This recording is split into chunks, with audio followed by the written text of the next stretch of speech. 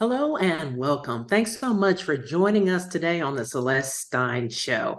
I'm your host, Dr. Celeste Stein, and I hope you will be sure to go and follow us on our official LinkedIn, YouTube, Facebook, Instagram, and Twitter pages. We certainly appreciate it. You can also reach us on our website at bsaprinc.com. That's for Bishop Stein and Associates Public Relations.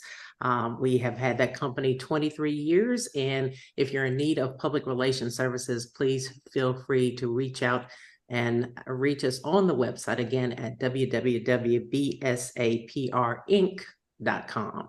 Now, although my next guest really doesn't need much of an introduction, I am definitely going to give him his props, especially for the younger generations who might not have had the chance to witness one of the most memorable Super Bowl plays in U.S. history. Today, Dr. Kevin Dyson, and that's right, I did say Dr. Dyson, is here to join us to talk about football, life after football, and what lies ahead. Dr. Dyson, thanks for joining us. I appreciate that introduction. All right, and got to give you your props. I went through it too, and it is nothing to play with, is it? No, no, no, no. You know, Yeah, people don't know, do they? no football athletics. Training your body to do something athletically. That's one thing, but training your body, I mean, your mind mentally to do something completely against what you thought you were capable of is something Right, else. right. But I learned as I got older, your only limitations are yourself and what you think you're capable of. You can do anything just about you put your mind forth to. And, fortunately, I learned that after playing ball, even though I achieved a high level of success playing football. Yeah, I know personally, I used to lock myself away in the basement for, hours on end, Yeah, writing, and you have to really focus. I mean, it's one thing, like I said, to do sports and what have you. It's another to really engage in that mental playground that is necessary to accomplish great things, yes. getting your doctorate. So hats off to you there. Thank One you. thing I want to say, for those who don't know, Dr. Dyson is a former wide receiver and first round pick in the 1998 NFL draft, and he played 6 NFL seasons by the then Oilers, now the Tennessee Titans, and the Carolina Panthers. But today, you can definitely find him at the head of the class as he serves as the principal at Centennial High School in Franklin, Tennessee. And so I know that your name is certainly synonymous with two of the most memorable plays in National Football League history, the 2000 wild card playoff game against the Buffalo Bills and Super Bowl 34 versus the St. Louis Rams, dubbed the Music City Miracle and Yeah. 1 yard short, respectfully, are definitely games that have hitched you into National Football League history. And before we get into that, though, tell me about, I kind of want to backtrack a little bit first. Mhm. And I wanted you to tell me a little bit about your childhood and how you actually became interested in football and actually becoming a pro athlete.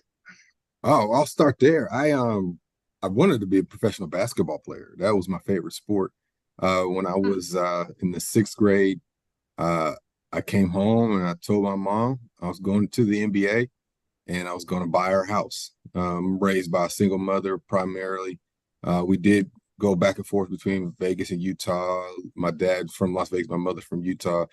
Um, but my mom was pretty much our primary caretaker. And that was the ultimate dream to me, was to be able to buy us a house.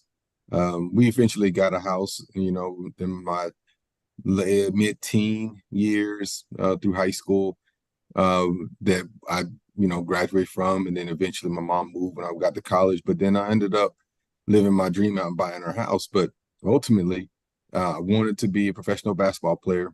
And the next day, and it's funny, I just asked my mom this about a year ago where she got this from, and this was before the internet. After I told her I was going to go pro and buy her house, she came home with the statistical probabilities of making it in each of the major league Oh, sports in wow. America. And at that time, those numbers were astronomical. We're talking 1 in a million, 1 in 2 million. I mean, it was like less than 1%, right? And it was one of those things, 1%, less than 1%, 1%. And I just remember looking at that. She put it on the fridge and like, wow, that's the odds are really against you. And Mhm. but it didn't necessarily deter my dream. And I know now, as an adult, what she was trying to convey was the importance of getting your education, being able to provide for your family, whatever that dynamic looks like, and things of that nature. She wasn't necessarily saying don't shoot for your dream, but you also have to be prepared for if that dream doesn't work. And so that year, right, the first semester ended, and I had like a 1 point something GPA in school. And my mom's rule was you had to have a B average or better, so about a 3.0 or better to play sports. And I came home, I'm the oldest of four, and I had that GPA was real low, and she took basketball away.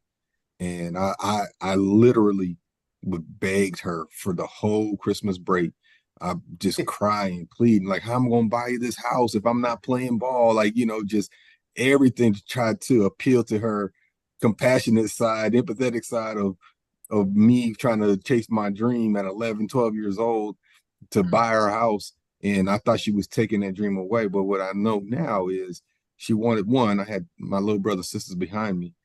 Two, she wanted to make sure I understand the importance of doing what I need to do in the classroom. Although I did just enough to get that B average, and I have some regrets in that sense, which has led me to where I'm at now. But and it ultimately it taught me valuable lessons. I finally convinced her to let me play, but it wasn't without some bargaining. I was progress monitored that second semester. Anytime my grades dipped below a B, I was gonna have to give up playing ball, which I didn't. I never got below 3.0 again. And it was just one of those things where it was a lesson I had to learn the hard way. And my brothers and sisters got to see me, crying because I couldn't play basketball. And my mom was ruthless in a lot of respects. I still went to practice, I still went to the games, but I couldn't play. And she made me watch there and suffer through it. And there you talk about motivation. And so all that to say, yeah, basketball was my dream. Football just kind of happened. I got into high school, wasn't planning on playing football. I was like, I'm real scrawny, little skinny kid. When I got to high school, I didn't want to get hurt because I love basketball. One of my Yeah. coaches, he had to be one of my teachers. He knew me from the junior high. He had moved from the junior high to the high school. He knew what kind of athlete I was. He just kept talking to me. Just come on out. If you don't like it, I won't bother you again. Just come on out. I went out there the first week, couple of days of practice, played in the game, had a pretty good day, if you will. And I've been playing football ever since. And still didn't take away my love for basketball. I just, okay, I'll do football till basketball comes around. So I would do football from June, July until November, December, and then basketball. I did basketball up until we went back to football camp. Basketball was my thing. And that coach, man, Craig Hansen, I've thanked him a long ways because I was about to limit myself and my potential if I just focused in on one thing. And you just don't know how things are going to transpire, how you're going to develop. And Yeah. that conversation or those conversations, there's more than one, convincing me to come out and play with my peers has it led me to the opportunity to get the college scholarship, which we didn't have the money. If I didn't get scholarship, I don't know how I went to college. I'd have probably did some financial aid and things of that nature and had to do some research on that kind of stuff. But my number one goal was get the scholarship, and I was having success in football. We won state championship, and I had coaches calling, and it was I can wait till basketball season or get the scholarship now in football, still play basketball in college, play both, and then I can ease that burden off of me because I wanted the scholarship, and that's kind of ultimately how I ended up playing football. I had the offers right there. I want to make sure I was getting to school, opportunity to get my degree, and I got that first with in the back of my mind thinking I can do both if I get there. I could just like I did in high school, and that's Right. how I ended up being a football player. I played both my freshman year, scrawny kid. And then I realized after a while, I wasn't getting no playing time or anything like that. I was still real skinny. I was like, man, I probably need to invest on why I'm here. I got the scholarship football. So I got in the weight room, lifted, and hopefully, I mean, eventually I developed into a football player. And gained some muscle, and then 1998 I was drafted. Well, it sounds like your mother was a real tough lady. However, she seems like one of the biggest influences on your life, and it Yeah. was good. It takes that tough love, sometimes, I guess, to get us where we need to go. And you also mentioned your coach. Were there any others that really, helped you along the way in terms of being a mentor to you? Yeah, and it's something I try to emulate even now what I do, because you just don't know the kind of impact somebody's going to have on your life. You just don't know. And I think about, especially when my father was stayed away and he wasn't around as much. I think about some of the coaches and mentors that saw stuff in me, Donnie Greenfield, Randy Johnson, Craig Henson, um, just guys that coaches that were influential and trusted in me in leadership and to lead the team, giving me that freedom, that flexibility, having the ability. It's a lot of people like that. And there's a lot of people, families that because we couldn't afford for me to go play travel soccer, and I was one of the better players on the soccer team. And if I was going to be able to go, people had to take me in. So there's a lot of families that would let me stay with them and let me travel with them and would feed me so I can go to Denver and Idaho and Mexico and all these different places to play travel soccer. And same thing with basketball. Kelvin Davis, another gentleman who paid for my AAU, and just people that really saw something in me and knew our limitations financially, especially, and helped my mother along the way, so I could be out there and compete. And I'm kind of a rule follower. I wouldn't think I would have been out there doing something devastating to my life, like criminal or anything like that. But sport definitely keeps you in line in a lot of respects. You definitely stay busy. You don't have a lot of idle time. I was from one practice to another, from one tournament to another. And that was ultimately how I developed some of the competitiveness and things that I have now. And if I wasn't given those opportunities by a lot of people who just saw something in me, I don't know. I don't know if I would have made it to the pros. I don't know. I mean, talent wise, I think I was there, but also you hone in on your talents by doing those things. You're playing against people all across the country and across the state, and that's how you get better and develop some of those skills. So who knows where I would have been if it wasn't for a lot of people just investing in me because they saw something.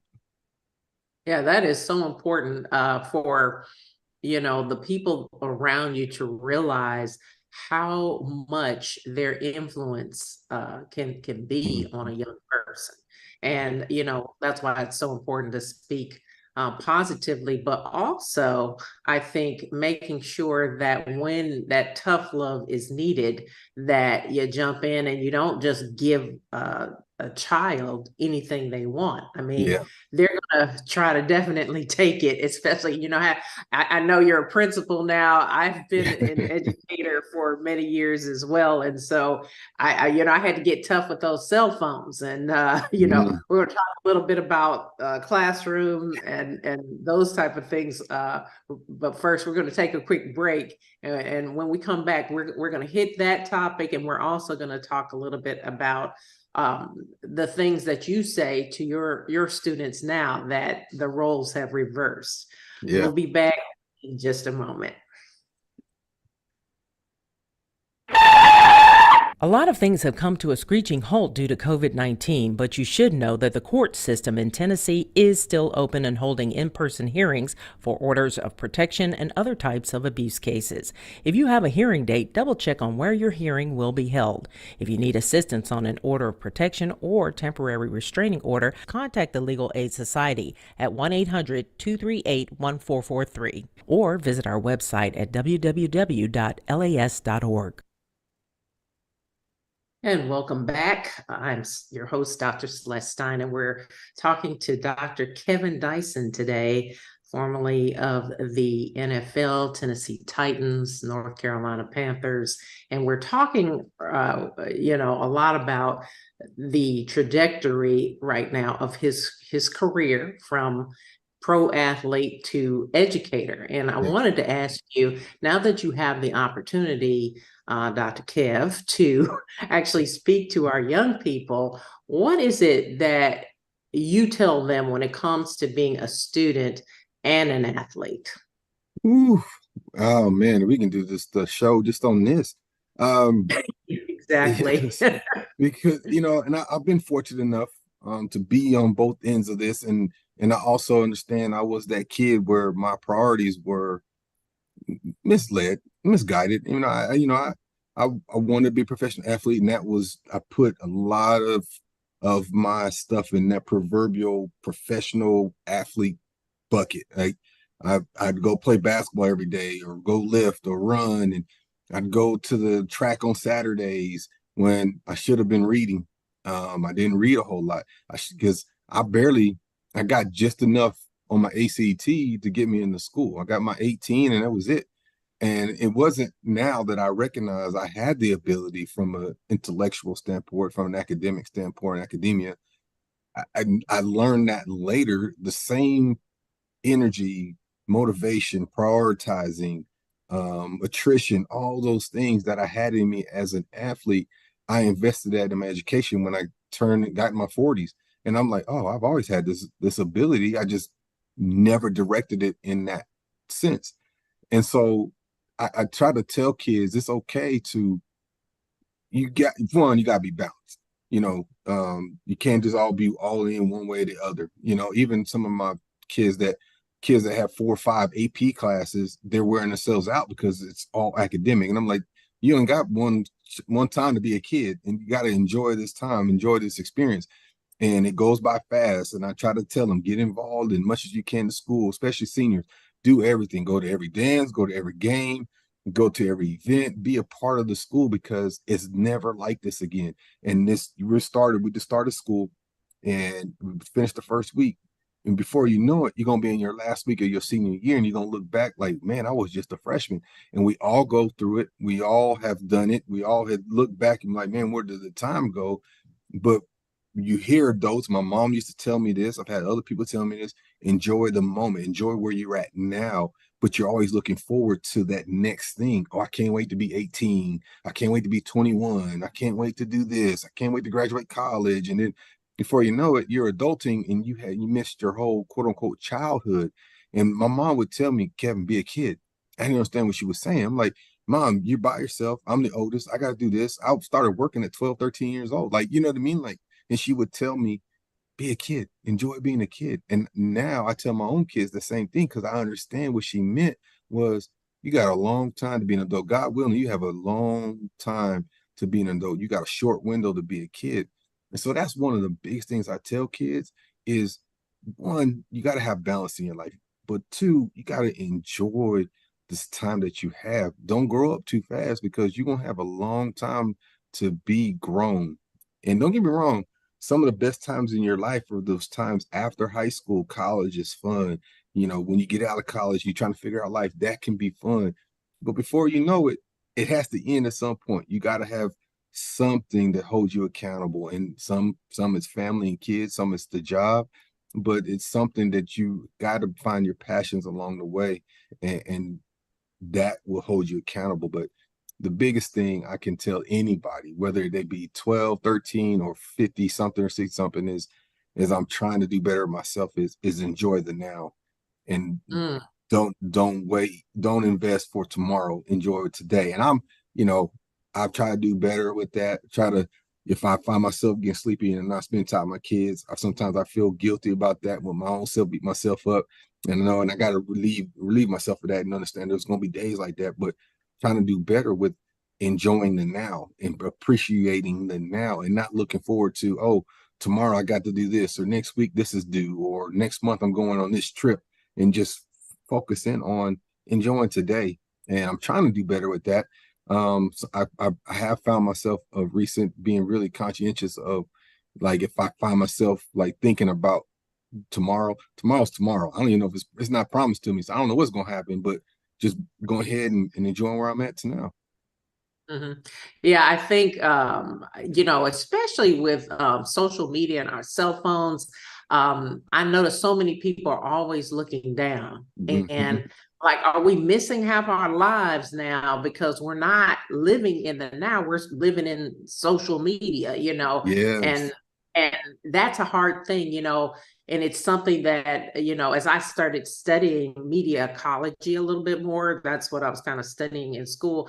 I realized the damage that can do in terms of not engaging in where you are. And even like, if you look around when you go, say, to the beach, I mean, it's like a beautiful place and there's much to see around you. But if you look around, you'll see that half the people are on their cell phones. Yeah. In as hot as it is and as bright as the sun is, they're out there, just constantly looking down at that cell phone. And Yeah. so, wow, that's really a revelation that I think a lot of people need to really take the time to engage in what is going on in the here and the now. One thing, as you were talking, I was also wondering if when you were actually playing football during that time, did you really ever think about what you were going to do, after football? Great question. I appreciate that one. I don't know how many people have even asked me that. They've asked me the typical question has been, um, did you always want to be in education? Not necessarily what were my thoughts as I was playing. And I like to believe I was always thinking, um, being prepared for what's next in the sense of I knew football wasn't going to last for long. I mean, the joke is NFL actually stands for not for long. That's the joke that everybody says in league, and we all know it. Even if you last 10 years, for most people, that's still early 30s, right? If you're fortunate enough to play for 10 years, you're still pretty young. And so, but a lot of people see, oh, you have money, you have nothing to do after that. You can just do whatever. And I've heard that statement over and over again. I was first round pick, like, why are you doing this and things of that nature. So going back to your question, uh, I was not prepared for life after football in the sense that I didn't have a plan. I need to play, make as much money as I can, and I'll figure that out later. Whereas as I've grown and learned, and I had my own podcast, and I've talked to several former athletes, professional football players at that, and how they prepared themselves for life after football, just stuff on from a lot limited liability, their insurance policies, stuff that's generating income for them after they're playing ball, so they could do whatever they wanted because they already had a source of income beyond the NFL paychecks. Whereas I was taking it as I getting this money and I was paying bills, save, pay bills, save, as opposed to pay my bills, invest, because that ends up being the savings. And then you have these nest eggs, these entrepreneurial businesses and things of that nature where I could have been generating generational wealth compared to like, oh, I'm saving, which I'm good. I saved, I kept it all, but I wasn't necessarily understanding gaining and learning and investing and building that wealth. And so at that time as a kid, it was just acquire the money and save, and I figure that out when I'm done playing. Well, then my career ended through the injuries and lack of opportunities coming my way because people think I caught. And so I was 30 years old when I retired, and that's a young age. I'm 30, and so I started trying to figure some things out. And if I can go back and tell my 22, 23-year-old self, I would look into different opportunities to build businesses or companies or something to what I would want to do at that time, whatever would have been, and that would have helped propel me a little further. But I also say this too: everything happens for a reason. I don't know if I'd have done all those things if I would have become the man that I am today. I don't know if I would have went back to school and got 2 master's degrees and a doctorate and become Dr. Kevin Dyson. I don't know. And truth be told, that's one of my proudest accomplishments that I have is I did that. That was all me. I went back. I wrote a dissertation and became Dr. Kevin Dyson. Like that to me was one of my proudest moments. And I can't say that if I would have done all those things and I would have set myself up from an entrepreneurial standpoint and a business standpoint, financially, and things of that nature, where I was already having XYZ dollars coming in, if I would have took the initiative and had the motivation to do that. And I may not even be here speaking as an educator if I had done those things. So everything happens for a reason. But to Right. go back to your question, no, I didn't necessarily have a quote unquote plan. I just knew I was going to make as much money as I can and save as much money as I could for when my time was up. And that was kind of my plan, if you will. Right. Well, you think about it, only 1.65% of the population actually has a PhD, right? So, Right. I mean, just the fact that you did that, I know you're way ahead of most of your counterparts, Yeah. and they've never even thought about it, and most people won't, most people don't. So Well, and I that's tell really people, I'm sorry, and an I tell accomplishment. people I'm of 1% on both athletics and academia.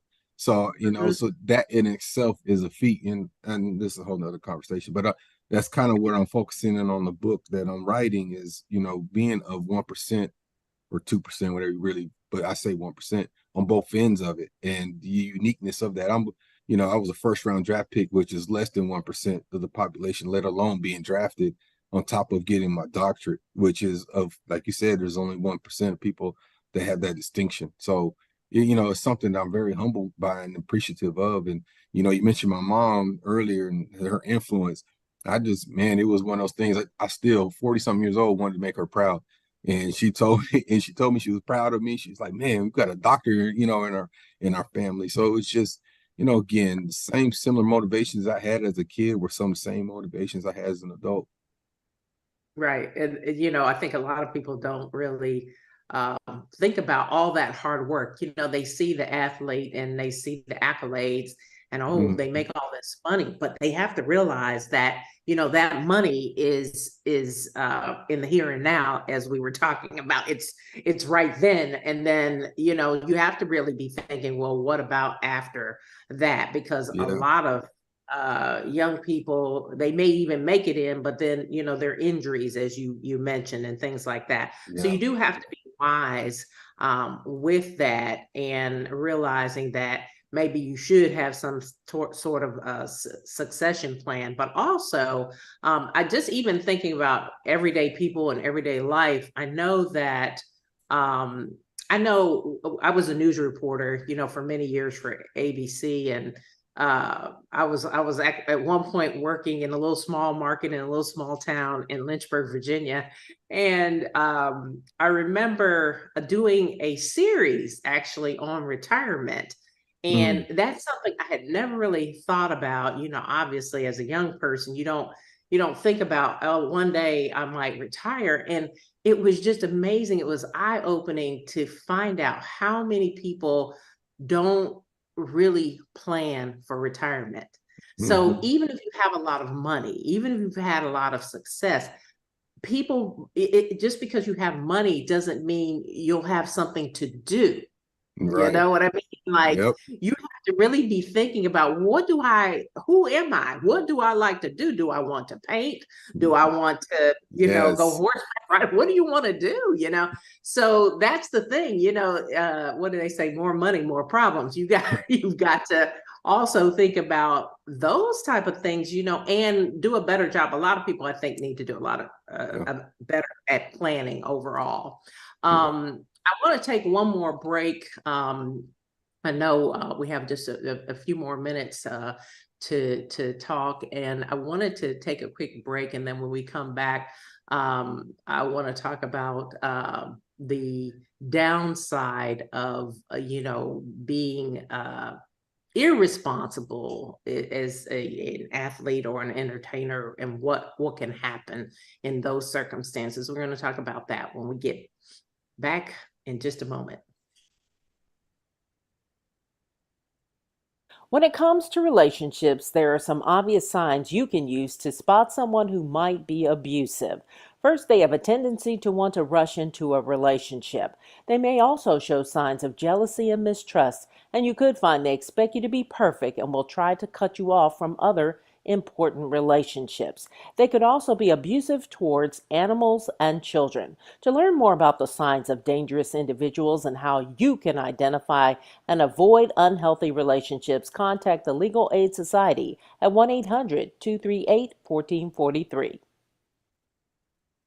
And welcome back. I'm here with Dr. Kevin Dyson. As mentioned, you played for the Tennessee Titans that eventually ended up in the Super Bowl in 2000. And the Titans had the best record in franchise history during 1999 and 2000 seasons.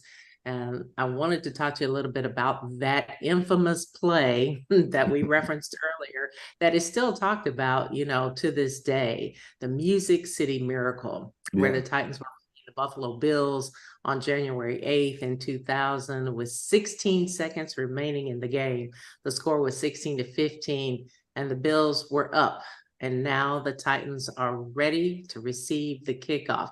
Give us a glimpse of what was actually going through your mind during that play. A lot of people, they really wonder, what was going on? What were your thoughts?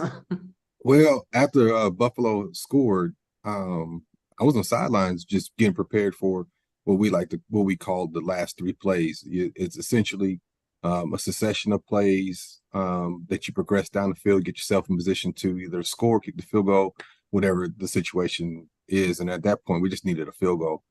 And so we're having that conversation, and Coach Jeff Fisher and Alan Lowry, our special teams coach, they come get me, and they were like, "Hey, we're going to run home run throwback. We need you. We need you." And I'm like, because at that time I didn't play special teams. I was starter and receiver in the National Football League. Only special teams I was on was what we call the hands team, and they were up. So I was like, "Why are they calling my name?" And what happened was our number one kick returner, Derek Mason, he was out. He was concussed. The irony of all that is that during that time he got his concussion, I was in the locker room getting an intravenous fluids because I was cramping up. And so I had to go get an IV in the third quarter to finish the game. And his backup is Anthony Dorsett Jr., who couldn't run because he was cramping up. So that's the irony of everything, is what led me to be able to finish the game led the backup who would have been in that position to not be able to finish the game. And so logically, they went to me because I returned kicks in college and things of that nature, and they knew me. And the setup of the play was for the what we call a squib, and they put Frank, who also doesn't play special teams much, put him in the game to field the ball. Great hands. But again, they blooped it up. Doug Christie bloops it up, and then the ball goes to Lorenzo Neal, who, as great of a football player he is, he's one of the best, if not the best fullback to ever play the game. I think he deserves being a Hall of Fame. But his hands, he didn't have the best hands in the world. So when that ball went in the air and he caught it, that was the blessing in itself, because his hands were 50-50. And he caught it, he gave it to Frank. And Isaac Bird, who also was in there with me in the back line of that kickoff return team, he was put in a position that was unfamiliar to him as well because of the injuries. And he got himself out of position. And instinctually, I saw what was going on. I stepped back, and Frank threw me the ball. I learned some years later that Lorenzo Neal and Frank had a conversation right before the play where Lorenzo said, "Hey, I'm going to get this ball. Come get it from me. I'll block for you." So he kind of ordained it. He kind of knew he was getting the ball for whatever reason. And he catches it, gave it to Frank. And like I said, instinctually, I just saw I was the only guy there, or felt it, I should say. I didn't necessarily see it. And the ball came my way. And I tell people over years, I had the easiest job of all. I just had to run. I had to use my God gifts, and I could run, long legs, and everybody else, they kind of did the job blocking for me. And I just ran. And I get a lot of credit because I had the ball at the end and I scored. But man, them other guys, they did the work. And I'm just I just the benefactor of them and their practice time. They practiced it every day, all year long, or not every day, every Saturday, all year long for that moment. And it worked. It didn't go as designed, didn't go as planned, but that's life in itself, right? You make adjustments on the fly, and you make the most of your situations. And that's kind of the story I've been telling people ever since. Boy, that play was really something to watch. I just remember everybody being up and screaming. That was Yeah, wild. yeah. Now let's go back also to the Super Bowl 34 appearance against Oh the yeah, St. Louis Rams, with the Titans losing 23-16. You were, tackled 1 yard short of the game tying touchdown as time expired on the game clock. What type of emotions must you have had going from the Music City Miracle to being 1 yard, oh my gosh, short yeah. in a But game, that meant so much to the Titans and their fans? but that shows you the microcosm of life, right? Like the Music Miracle is something didn't go as designed. I wasn't supposed to be part of, but yet it was successful. The 1 yard short play, I'm in the progression. It goes as designed, and I come up short. And at that time, and still to this day, it's one of the hardest emotional moments I've ever had to deal with from a sports perspective. It's the hardest. That was the first time that I could remember in my athletic career, from a little kid to that moment, where I wasn't successful. I'm talking, I've had the ball in my hand to win the game in basketball, shooting free throws, game winning soccer kicks, game winning catches in football. Like that was the first time that I can remember. And I keep trying to think of any other time. And it hasn't been a lot, but it's enough. Like I played ball for 30 years, where I was not successful. And I took that to heart. I felt like I let not only a city down, but my teammates down, and by not getting in. And it was very stressed. I got these stress cankers. And I had so many. When I went to the doctor, they would take this acid to quote unquote burn them to help them heal faster. And the doctor, Dr. McPherson at the time, and his nurse, and her name I'm drawing a blank on, she felt so bad for me because they said we have never seen this many at one time ever. I had like 20 something stress blisters or canker sores from that. I came somewhat recluse for a little bit because I just feel like I was letting everybody down. And back then you don't talk about that kind of stuff, but ultimately, yeah, I was, living in isolation just for a little bit because I was so like devastated that I didn't get it done. And but then something flipped in me, and I used it as motivation. I had one of my best off seasons, from a training perspective. I did some different things, and I was ready to go for that next year. I wanted to get back to that moment and make that up to my teammates, make that up to the city. And then I had a devastating injury that pretty much changed the trajectory of my life and my career from that point on. So it's just an interesting dynamic, and of really we're talking about an 8 month time frame where my life pretty much changed in a lot of respects, because here I go from this moment of heroism, to almost like a, not, I would say villain, but a goat, if you will. I wasn't successful in the biggest moment, biggest game of my life, and to now I get to the season, I'm having a pretty good season to that point, and I get hurt in practice, and then that pretty much changed the trajectory of my career from that point on. So it's a unique story in that, because I've got so much of that balancing act of here's the good, here's the bad, and I say bad, I don't necessarily think it's bad. It's a lesson in all of it, and I try to utilize those lessons for myself, even let alone with people. But it's just a moment now that I can appreciate, because I tell people this all the time. The NFL is not made up of Hall of Famers. They're the ones we remember and we talk about, but the NFL is made up of role players. There's 1,500 spots every year, and of those 1,500, probably 5% of those are Hall of Famers, maybe 10% of the Hall of Famers. And that's just how it is. But we remember the Hall of Famers, and rightfully so, because they've had great careers. But for me to still be relevant, still talking about it, still having moments in the NFL where people still remember me, still talk about my game, and appreciate my time in the league, that's humbling and special, because there's a lot of guys that I played with that played before me or playing after me that won't have that distinction. People won't remember them, won't know their contributions, and they will have had great careers, and people won't even talk about them. And they helped the Hall of Famers become Hall of Famers. So it's something I don't mind talking about. When people are like, oh, I don't want to talk about Super Bowl, I'm like, why not? It happened. Right. It is what it is, because Yeah. I could have not been a part of that and not have that opportunity to talk about it, is how I look at it. Right. Absolutely. I mean, there's always going to be a winner and always going to be a Absolutely. loser.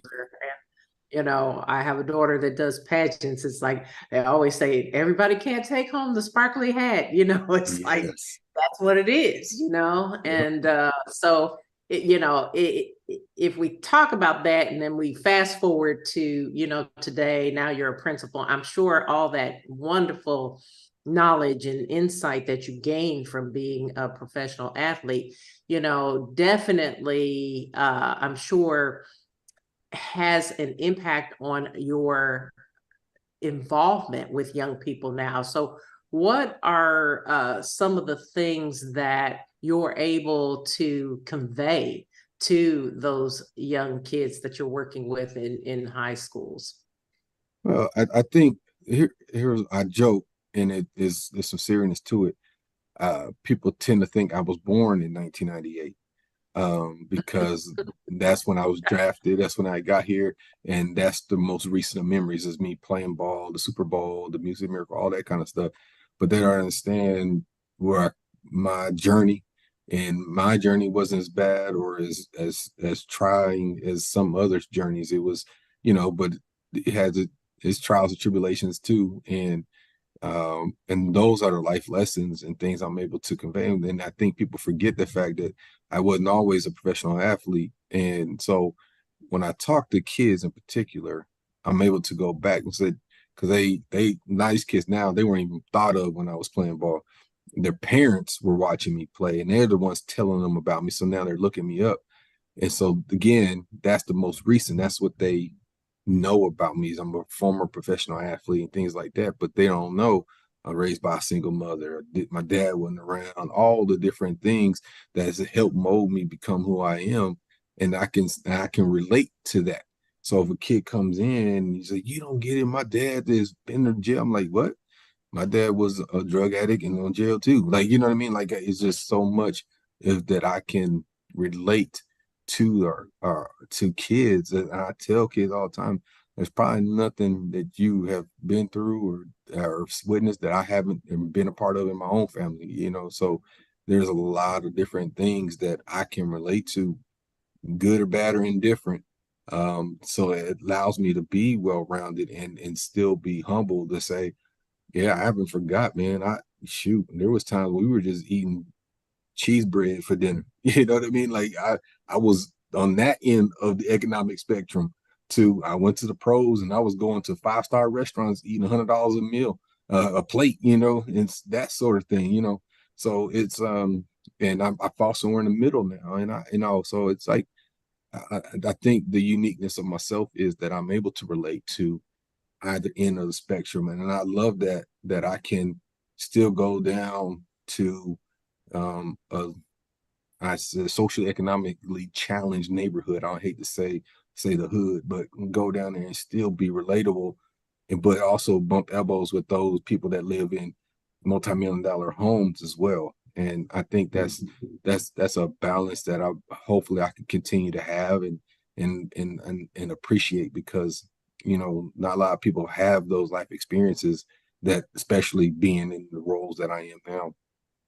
Right. That certainly lets us know that your past certainly does not predicate your future. And so Absolutely.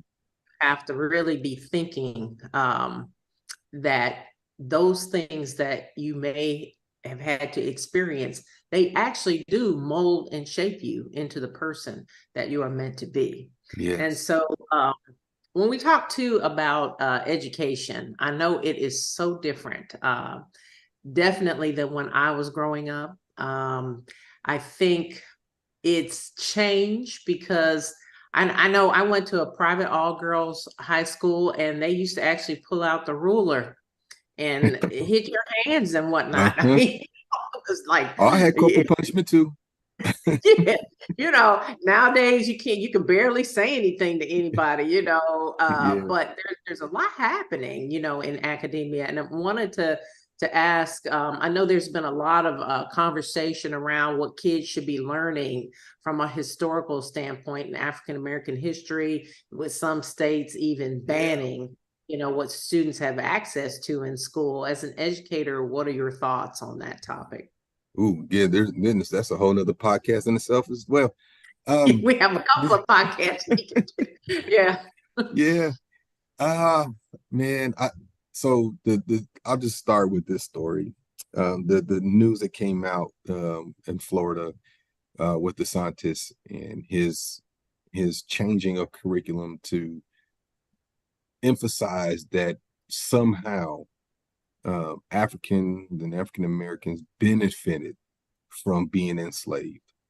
Mm, And I had white friends texting me, emailing me, I'm in education, black friends, and I told each of them the same thing I'm about to tell you. If that ever becomes the norm for the state of Tennessee where I'm at now, you won't have to wonder if I'm going when I'm leaving. I mm, cannot sit there as a leader and tell my teachers you have to, that's part of the curriculum, you have to teach that. When I there's a lot of things I disagree with in education. There's some things I do agree with. There's a lot that I disagree with, and that's enough in itself. Because we do this high stakes testing, and I don't think that tells you everything you need to know about kid. I didn't test well. I had issues with testing anxiety, and things of that nature. And if I was completely defined just by that, I would not even be talking to you as Kevin or Dr. Kevin Dyson right now, right? But mhm. that right there, to sit there and say something to that effect and make educators have to teach that as part of the curriculum, you won't have to worry if I'm retiring. I'm out. I'm not doing that. And then I'll go be an advocate for the truth or for whatever else I could do from a different perspective as with Bishop Stein and Associates as far as speaking and things of that nature. You wouldn't have to worry what I'm going to talk about because that's going to be part of that conversation.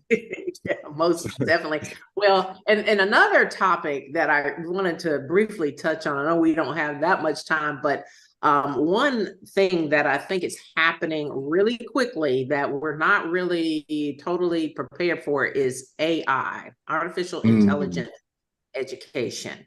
What do you see as, I mean, do you see it as primarily positive, negative, indifferent? Just curious. you know, I think if used right, it can be beneficial. I think it's a new way. Okay, so teachers, this is what I told my staff this year. We can no longer, for the most part, use old keys with new locks. Sometimes the old keys work because education and teaching and learning, there's some things that are timeless. But we are in a different day and age in education where you have to change how you get into the mind of a kid. So, with that being said, the AI aspect of everything, we've already been dealing with it where kids have tried to write papers from using AI. And Right. there's things to catch this from happening. And of course, parents are trying to argue he did not, blah, blah, blah. But we're like, okay, here's the proof and whatever. That's a whole nother concept, conversation. But I think there is some value in it if you can kind of bring the two worlds in a sense together, utilize. Like there's some graphic designing, there's some literature why there's some, okay, let's voice text this concept for this passage, and you write one that's comparative to what they wrote compared to what you wrote. There's some different ways you can do it because I don't know if you've ever used it. I've used it a couple of times just recently, just because people have been telling me to, and I'm like, okay, let me check this out. And sure enough, you're like, oh wow, this is pretty impressive. And it's literally in seconds. But Yeah. if you don't fact check it or do your homework with it, which you end up doing a lot of the work anyway, you're going to be writing something that's not factual because it's just pulling information from all over that it doesn't necessarily have yet. So Yep, that's so true. Hmm. yeah, so Yeah. there is some value in it, but it's got to be harnessed the right way. And I'm interested to see where it goes, where education goes in the next 5 years as AI develops a bigger database, because that's going to be interesting. Because right now, with everything technology and shortage of teachers, it's only a matter of time before AI becomes the teacher in a lot of respects, as we Right, have right. Well, online you're gonna have, classrooms. yeah, the humanoid robots coming in and teaching the classes. And Mm-hmm. that's going to cut out some problems. But like you said, the couple of times I've used it, I'm like, well, this is pretty darn good, but Yeah. it's missing this, it's missing a quote, or it's missing something, you do Yes. have to check it. But yeah, they're going to be, I guess there's software platforms they're developing right now and have developed that can catch a paper that's been written using AI. But it's so funny. When I was having to take the graduate record examination to get into the doctoral program, I had to take it again, unfortunately, because 10 years had lapsed or whatever. But I went in and I realized how different things are in that they told me, first of all, I had to take all of my belongings and put them in a locker. Then the next thing was I was patted down. They checked my glasses to make sure there were no recording devices. Wow. I was like, this is crazy. Like, it is totally different. The means and ways in which people can use some of this Mhm. technology, and even, having to put statements in the syllabus regarding whether you wish to be recorded or not. I mean, those are things that back in the day, teachers didn't have to worry about all that, or being recorded and then it's on social media, and it's just so much. So Like, it's too much. yeah, it's way too much. Yeah. It's like, you're doing too much. Yeah, like, we got to come up with something here. I mean, so yeah, I spent about 18 years in the classroom, K through college. Mm. I've worked with every grade level at this point. And I see a lot of hope. I see a lot of positive things, as I'm sure you do. Yeah. But and it's something people have to do. I mean, I think people had a new healthy respect for teachers after COVID. I'm like, they have no idea, what goes on in a day. So it's a lot happening there. But Mm. I think one of the things when we talk about education and being an athlete, it's obvious that every young man or woman will never play or professional sports, if you will. And right now, I think I read that it's estimated that every 1 in 1,282 high school football players actually gets drafted. So obviously, that means you better have some sort of succession plan, as we've talked about. Um, when do you think parents need to actually start having that talk with their children? In regards to AI or No, no, regards no. I'm to, talking about in regards to, being a professional oh, athlete. well, Like, it's so different. yeah. I mean, the odds are still stacked against you, though. Well, I think as early as when that becomes their dream, right? I think you have a candid conversation with them. I think you don't want to deter anybody from their dream, but I think you have a candid conversation of the work that entails and being honest about the numbers. And that's why I can appreciate what my mother did with me, because you're not thinking beyond that small scope of I'm the best player in my area or my school or in my region, compared to there is only 8 to 10 schools in my district, and then there's 8 to 10 schools in the district next to me, 8 to 10 in the district next to that one. Oh, wait, we're only one section. There's 50 other states, there's 49 other states. And that number of opportunities lessens and lessens and lessens more. So being honest about and candid about that helps me, because my work ethic was probably a little bit different. Again, like I said, my focus was on sport more so than it was academia. But and making understand that if that's your dream, go after it. But you had to go after it wholeheartedly. You had to do what it takes. You can't be out partying. You can't be out doing some of these things that's going to deter you from the dream. Now, you can't have, I'm saying you can't go have a good time, but like I tell the kids now, I wasn't going to let anything deter me from my dream. I was going to have fun, but I wasn't going to go too far left, because my dream was to play in the NBA that eventually became playing in the NFL. So whatever age that is, that becomes their dream, that's when you have that conversation. And for me, it was like 11, 12 years old. And my mom, she went a route where she put the numbers in front of me. And Right. it was disheartening and things, but it also was motivation because I wanted to be that 1%er. And it ended up working out for me. But I worked my tail off for it along the way. But she wanted me to have that balance in life. And I learned that lesson later. But I was doing it, but I didn't know why I was doing the quote unquote balance thing back then. I just knew my mom said I had to have this to play, and that's what I was going to do.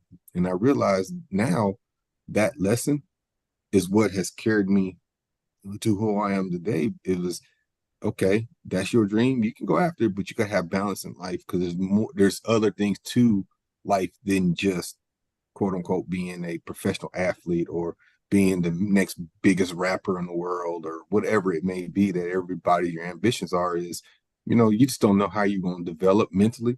You don't know how you're going to develop physically. By the time you're 19, 20 years old, that your trajectory might change. You might have an injury. Now what? Then what's your Yeah. dreams? So true. So true. Mhm. Well, I'm looking at the clock. Unfortunately, I think we're right at about out of time. But this has been wonderful. It went by so quickly. Just some Yeah, wonderful words of wisdom that you've shared with us. And I really do appreciate that. I'm so thankful to have you a part of the Bishop Stein and Associates Speakers Bureau. I know you're going to be talking to corporations on leading with grit. And I am happy to report that if people would like you to speak at their next event, they can reach you through the Speakers Bureau at www.bsaprinc.com. So we hope to see you out there more sharing this wonderful message. I thank you so much again for joining us today. We'll be back with the Celeste Stein Show in 2 weeks on BBS Radio. Thanks for watching.